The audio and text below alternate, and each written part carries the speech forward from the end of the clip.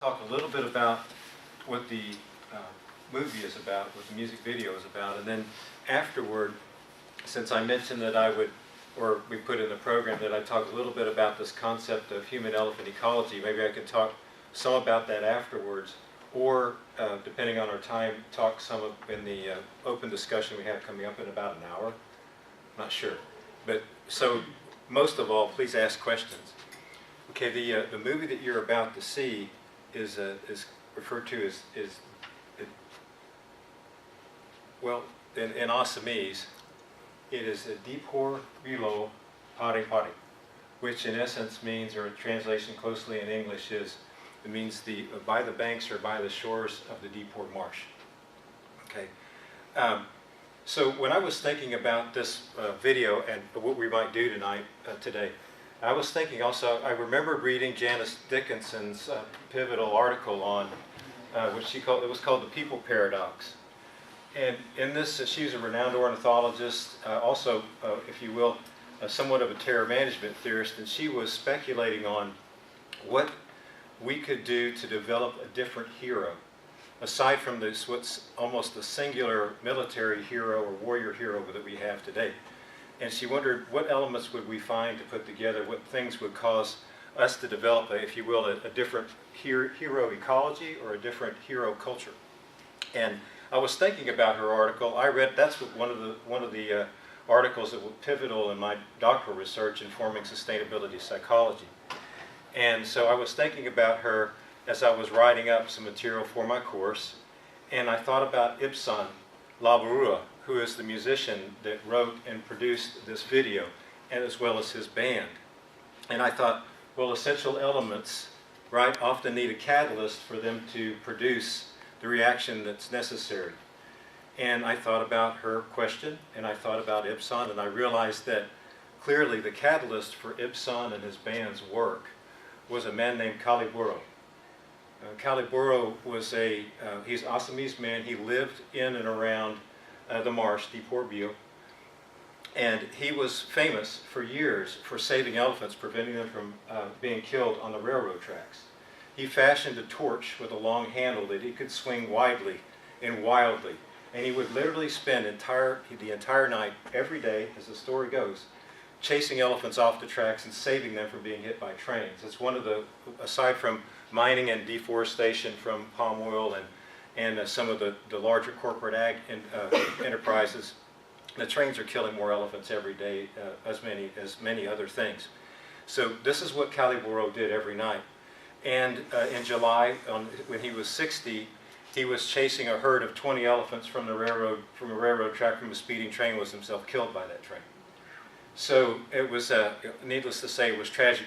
The Department of Forest actually came out publicly and said that this was a crime that they could not let pass, that they were going to find out why the trains supposed to have a speed limit across there, and they always do.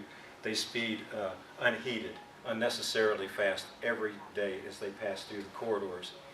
So Kaliburo was someone that Ibsen knew. And when Kaliburo was killed by the train, trying to save the elephants, Kaliburo became the catalyst for Ibsen and his band. And Ibsen wrote this music video that you're about to see. So I guess in essence what I thought about is with Kaliburo's death, Ibsen picked up the torch, and now through this video many people are waving this torch of Kali's widely and wildly, and soon tens of thousands of people will be doing the same, because this music video is being covered now in most of the news channels in northeast India, and is starting to be passed through many other channels in India in general, and it has been spread widely and wildly across the social media, for example, Facebook. Just in the last 6 days, I've seen 7 other places where it's been put on YouTube, or it's been put on somebody's Facebook page, it's been picked up as, quote, going viral in a relatively short period of time. And so, we're proud, Conservation Initiative for the Aged Elephant is very proud to be supporting their work, and we're sponsoring their work, and they're taking it all over the country, and eventually they'll take it all over the world. And we're proud of that.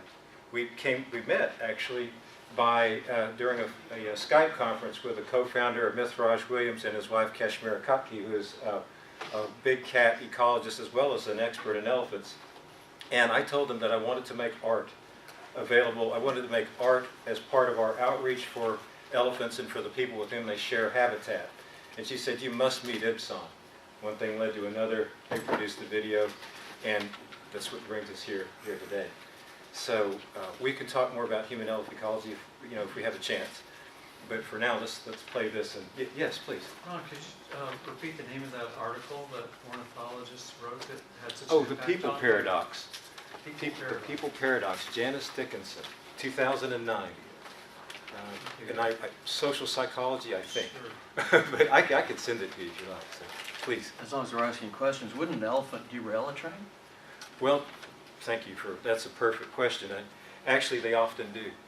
So here's the irony of this. These broad rail trains are called broad gauge cargo trains, are cut through the shortest route, often through the most valuable habitat and the most dangerous passages that they can do. And they're supposed to go at, say, 30 to 50 kilometers an hour. Often when they hit elephants, they're at 80 to 100 kilometers an hour. They're flying through, they're loaded with goods and people. And if they hit a herd of elephants, invariably it derails the train. It costs many lives, lots of lost cargo, so a lot of lost money. And they just simply rebuild the track a bit, reset the train, do it over again the next day. And so, yeah, it's a tragedy that can be avoided. And a follow-up, if a torch can shy them away, why doesn't the lights on the train or the sound or the horn, or isn't there any, have they tried any of those things? Another excellent question. The light of the train would scare them if they had time. But typically what happens is when the train becomes visible, it's too late for an elephant, and especially if it's a mother with her young, she will not leave the track no matter. She will put she'll put the calves behind her and face the train. So that's just what they do, for obvious reasons. But so typically when an elephant's killed, it's invariably more than one, and it's usually a mother with a family or a herd or a bond group that has a number of families. But we're looking into funding some early warning systems that would have certain types of sensors for the train, for one, to record their speed and report them. Sometimes that's effective, and I have a story for you if we have time where that has been effective. But then also would set off some sound. Elephants can hear from far below our audible region to far above what is audible for us. So some warning signals, lights, and sounds to get them to move off the track. And another one is another warning system that feeds back to the conductor, tell them that there are elephants within a dangerous distance and they have to shut down. The technology is a little expensive, but keeping it safe in the field in those places is particularly difficult. What is the motivation that makes them go so fast when they're supposed to be going slow? Are they getting pressured by higher ups to Yes. get things there faster? Delivery, faster delivery, more money, more profit.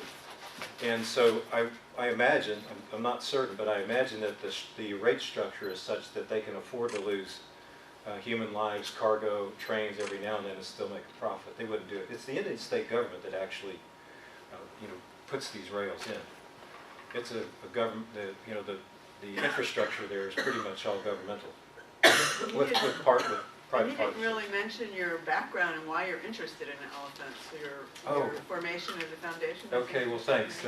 So I get this question often enough. How did a limnologist and hydrologist, a lake and stream person right from Texas, get involved and start an elephant conservation organization? And then they say, now you're a psychologist. Yeah, so clearly, I'm not paying attention to my culture or something. But I've always loved elephants, and when I 15 years ago this summer, I was wondering what I would do with the rest of my life, so to speak, one of those life questions.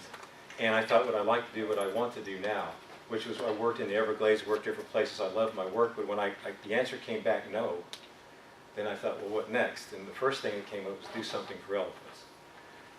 Then that just started me on this part of it, is what do I do? First I have to learn a lot. Obviously, you need to learn a lot. I need to meet people that know a lot about elephants. I went to Africa and studied elephants for a time, came back, started putting out what my aspirations were, and I met Christy Williams, the co-founder, and his wife Kashmira, And we began talking. Christy came over to the States and we formed CIFAE, Conservation Initiative for the Asian Elephant, in 2000. So that's how that got started. Yeah. Great. So if you will, from a human elephant ecological perspective, the elephant was my window into the comprehensive problem, into a holistic understanding of what I needed to do if I wanted to feel effective with the rest of my life with my work. Yeah, so. Cool. Yes, there was one. I owe you a paper. Okay, we'll watch the movie. Here. Thank you.